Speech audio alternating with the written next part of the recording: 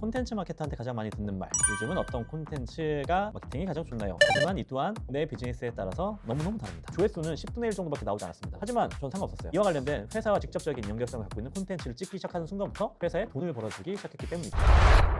콘텐츠 마케터한테 가장 많이 듣는 말, 요즘은 어떤 콘텐츠가 마케팅이 가장 좋나요? 하지만 이 또한 내 비즈니스에 따라서 너무너무 다릅니다. 세상에 되게 많은 플랫폼들이 있죠. 실제 이걸 통해서 내부에서 다양한 콘텐츠와 혹은 사람들, 소비자는 소비를 합니다. 참고로 콘텐츠를 잘 만든 방법은 뭐 너무 당연하죠.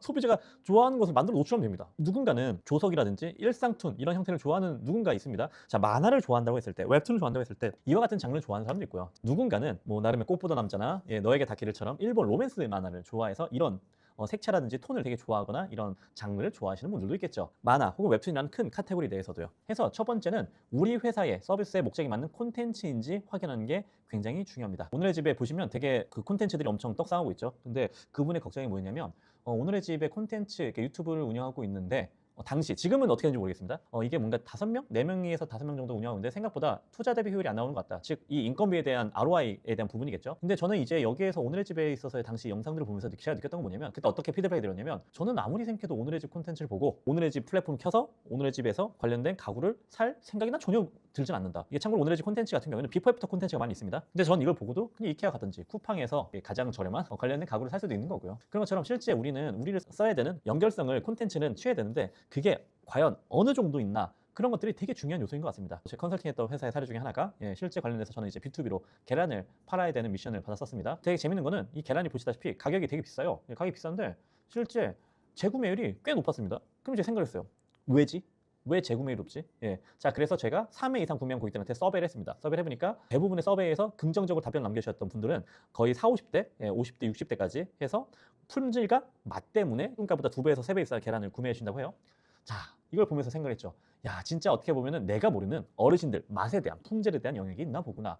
늘 언제 생각하는 거는 마케터인 내 생각과 시장 그리고 내 서비스의 고객의 생각은 전혀 다를 수 있구나라는 것들을 눈여겨봐야 됩니다. 저는 당시에 어떤 것들을 했냐면 인스타를 열심히 운영했습니다. 인스타 운영하고 나름의 900만까지 터지고 막 140만까지 터졌었던 그런 콘텐츠를 운영했었어요. 실제 이 씬에서 잘하고 있는 그 농수산 쪽 플랫폼을 보니까 돌쇠 농산물이라고 있었습니다. 여기는 네이버 밴드를 1순위로 해서 미디어 운영을 하더라고요. 어떻게 보면은 우리 고객이 누군지 알고 우리 고객한테 맞는 그런 플랫폼을 운영을 한 거겠죠. 보자마자 저도 들었던 생각이 야, 우리도 네이버 밴드를 운영해야겠다.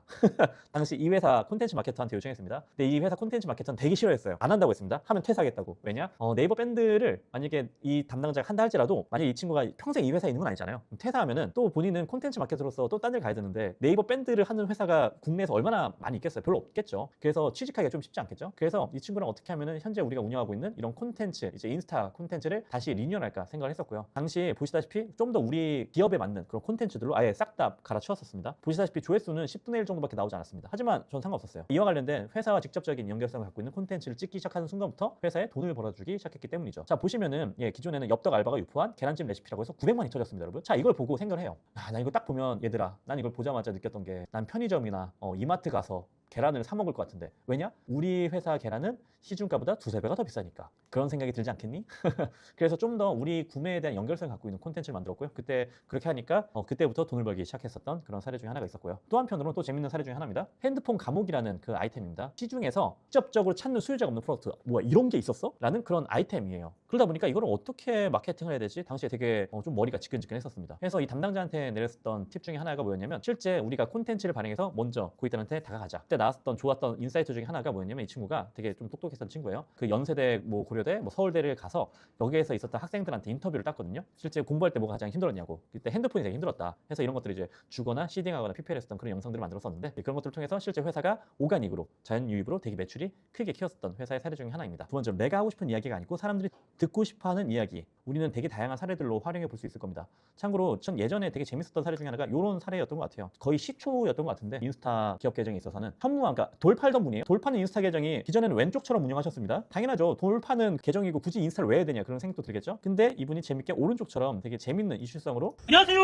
온양석산의 김영성 대리입니다. 제가 오늘 여러분께 소개해드릴 제품은 현무암 매주석인데요. 이런 식으로 해서 나름의 이슈화 되고 나름 매출에 큰 기여를 했다고 합니다. 세 번째로는 비슷한 컨셉으로 통일되도록 하되 이곳은 무엇을 하는 곳이구나 라고 알아야 되는 게 되게 중요한 요소인 것 같습니다. 자, 여러분 여기서 몇 가지 문제를 낼게요. 제가 문제를 한번 가볍게 낼 건데 한번 맞춰보시겠어요? 자, 여러분 요 인스타 계정은 어떤 인스타 계정일까요, 여러분? 근데 딱 적혀있네. 적혀있네. 스픽 적혀있네. 영어 교육에 대해서 영어에 대한 레벨업 할 수 있는 그런 인스타 계정으로 볼 수 있겠죠? 자, 그럼 이 계정은 여러분 무슨 계정일까요? 네, 참고로 이 계정 뭐냐면요, 일본 광고만 전문적으로 업로드하는 그 계정이고, 제 친한 지인 중에서 하림님이라고 있는데요, 그 하림님께서 운영하시는 일본 광고 계정입니다. 이걸 통해서 일본에 있어서 감성적인 카페라든지 판 일본 광고를 볼 수 있는 그런 계정입니다. 자, 여러분, 이 인스타 계정은 또 뭘까요? 딱 보시면 아시겠지만 기획자 커플이 뭐 나름의 그 씬에서 있는 그런 썰을 푸는 그런 인스타 딱 계정이라고 이제 내용을 보면 알 수 있겠죠?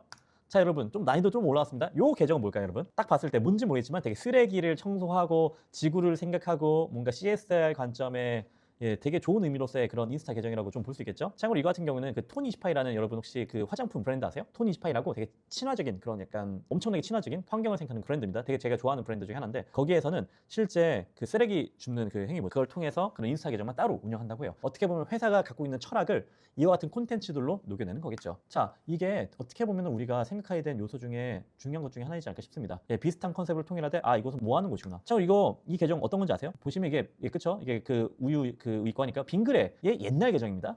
빙그레의 옛날 계정이에요. 근데 기업 계정의 아쉬운 부분은 늘 언제나 그때그때마다 그 이슈성만 그냥 노출한 것 같아요. 광고 만들었으니까 광고 업로드하고, 새로운 상품 나왔으니까 새로운 상품 업로드하고, 뭔가 프로모션 하니까 프로모션 하고. 근데 이제 뭐 스튜디오 조시라는 되게 유명한 광고 행사에서 관련돼서 빙그레 하우스라는 걸 만들었죠. 실제 하나의 컨셉을 통해서 많은 사람들한테 이슈화 되고 공감될 수 있도록 관련된 형태를 취했는데, 그런 것처럼 이 회사에서 추구하는 방향성, 그게 하나의 컨셉을 기준으로 우리는 그런 것들을 보고 설득당하고 나름의 팔로우를 하면서 콘텐츠를 소비하지 않을까 싶습니다. 비슷한 컨셉으로 통일하도록 하되, 이곳은 무엇을 하는 곳이구나, 그리고 이걸 통해서 구독할 명분이 이제 필요하지 않을까 싶습니다. 자, 그리고 이제 네 번째, 꾸준하게 다만 효율적으로 해야 되는 부분이 되게 중요한 것 같습니다. 참고로 저는 월급쟁이 부자 되는 회사에서 콘텐츠 팀, 그리고 마케팅 팀, 그리고 이제 저희가 메인 BM 말고 서브 BM이 있었는데, 그 팀까지 해서 총 3개의 그 팀을 운영을 했었던 CMO였었습니다. 참고로 마케팅 팀은 예산을 어떻게 합리적으로 쓸까에 대한 부분이 고민하겠죠.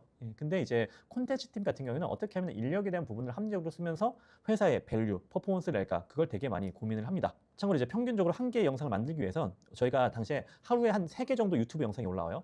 근데 평균 한 개의 영상을 만들기 위해선 한 0.5일 정도의 그런 리소스가 필요하더라고요. 근데 문제가 뭐냐면요, 여러분. 자, 여기 보시면 100만이 터진 김미경 님이나 3.6만이 있는 저나 들어가는 품은 똑같습니다. 자, 그럼 회사는 어떻게 해야 될까요? 당연하지만 실제 회사에 임팩트를 주는 영상을 1순위로 만들어야겠죠. 자, 예를 들어서 생각을 합니다. 효율성에 대한 부분을 말씀드린 거예요. 대부분의 그런 콘텐츠 마케터의 접근성, 우선 컨텐츠를 업로드합니다. 그러면 언제 어떤 내용이 평균적으로 좋았구나 라고 해서 생각을 합니다. 그럼 우리는 어떤 일자, 요일, 뭐 어떤 시간, 대략적인 내용을 어떤 걸 할지에 대한 부분을 생각하죠. 여러분, 콘텐츠를 운영하는 담당자로서 이렇게 해서는 안 됩니다. 정확하게는 이렇게 해서도 어느 정도 되는 수준은 있는 것 같습니다. 왜냐면 콘텐츠의 신인 친구들이 있거든요. 걔네들은 뭘 해도 정말 재밌는 게 빵빵 터집니다.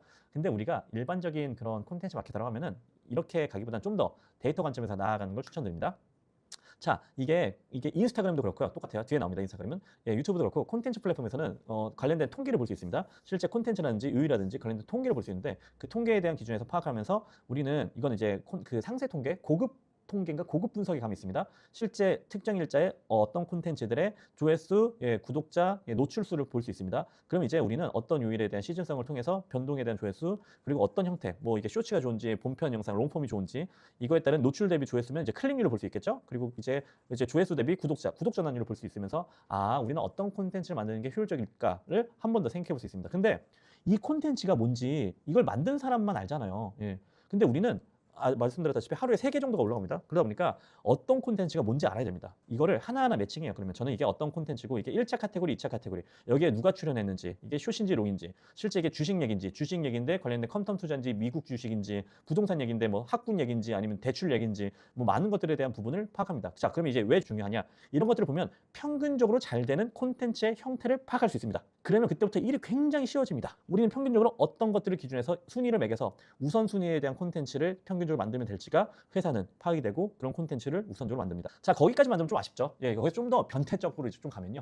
실제 여기에 이 콘텐츠를 통해서 유입된 고객이 실제 회사의 매출을 벌어다 주고 있는지, 그런 것들도 뭐 UTM 같은 애널리틱스 툴을 통해서 파악을 합니다. 그런 것들을 통해서 콘텐츠로 인한 회사의 기여도도 파악해요. 자, 이렇게 되면요, 여러분, 같은 품을 들이더라도 평균적으로 어떤 것을 만드는 게 회사 입장에서 가장 좋은지 파악을 할 수 있습니다. 그런 것들을 통해서 실제 우리는 무엇을 만드는 게 회사 입장에서 가장 합리적인지 확인이 됩니다. 참고로 몇 가지 좀 썰을 풀어드리면 재밌는 게 이런 겁니다. 콘텐츠에 있어서 되게 중요한 요소인데 생각보다 많은 사람들이 얘기를 안 해요. 한 단일 매체에 대한 단일 콘텐츠 얘기하는데 여러분 그러면 절대 안 됩니다. 우리는 콘텐츠에 대한 로우 데이터를 진짜 마른 걸레 짜듯이 짜면서 진짜 원소스 멀티 유저 해야 됩니다. 참고로 이제 월브에서는 영상 한 개를 촬영하면요 여러분 본편 영상이 평균 4개가 나옵니다. 하나는 풀 버전이고 평균적으로 3개 정도를 잘라서 써요. 그리고 쇼츠 릴스가 나오고요. 이제 음원은 팟캐스트로 빼서 팟빵에 올립니다. 또 커뮤니티 이제 아무래도 전문가가 얘기한 글이다 보니까 저희 그 유튜브 커뮤니티나 관련된 블로그라든지 저희 사이트 당시 플랫폼에 관련된 전문가의 글을 또 업로드하고요. 지금은 없어졌지만 뭐 포스트라든지 인스타 등의 카드 뉴스들을 통해서 실제 콘텐츠들 어떻게 하면은 우리가 촬영한 이 현장에서의 그런 로우 데이터를 영혼까지 끌어모아서 쓸 수 있을까 그런 것들을 진짜 많이 고민하고 생각합니다. 자 이제 저 말씀드린 건 이 모든 것들을 모든 매체, 모든 플랫폼, 모든 콘텐츠를 활용한 회사에 적용합니다. 혹시 이 수업을 들어도 무슨 내용인지 잘 이해가 안 되시는 분들도 계실 거예요. 바로 실무에 써먹을 수 있는 그런 원데이 클래스를 진행하고 있으니까요. 관심 있는 분들은 화요일 저녁 7시마다 하니까요. 아래 댓글을 보시고 신청을 해주시면 되겠습니다. 오늘 영상이 도움되셨다면 구독, 좋아요, 알림 설정 부탁드릴게요.